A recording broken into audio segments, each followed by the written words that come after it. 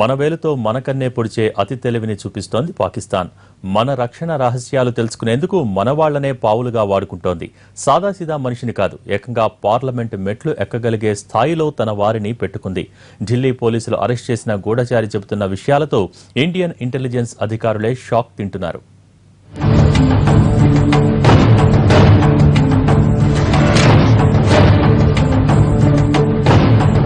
Delhi zoo దగ్గర పోలీసులు లాగిన డొంక ఉత్తరప్రదేశ్లో సమాజ్వాదీ పార్టీ ఎంపీ ఇంట్లో కదిలింది.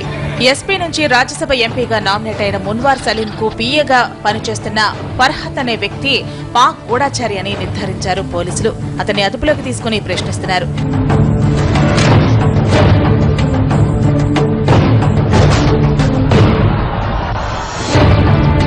కేంద్రం ఊహించని వాస్తవం ఇది. మన ఎంపీతోనే మన రక్షణ రహస్యాలు కాచేసేలా పావులు కదిపింది పాక్.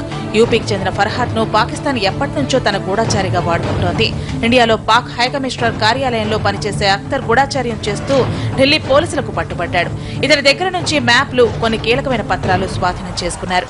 అఖ్తర్ ఇచ్చిన సమాచారం మేరకు ఎస్పీ ఎంపీ మున్వర్లాల్ పీఏ ఫర్హాత్ ను అరెస్ట్ చేశారు. ఎంపీ దగ్గర ఏడాది క్రితం చేరిన ఇతగాడు సైన్స్ అండ్ టెక్నాలజీ, అంతరిక్షం, రక్షణ శాఖల దగ్గర నుంచి సమాచారం తెప్పించుకుని వాటిని అఖ్తర్ కు అందజేశాడని విచారణలో తేలింది. ఒక్కో దఫా సమాచారం ఇచ్చినందుకు 2 లక్షల రూపాయలు అఖ్తర్ నుంచి తీసుకున్నాడని తెలుస్తోంది.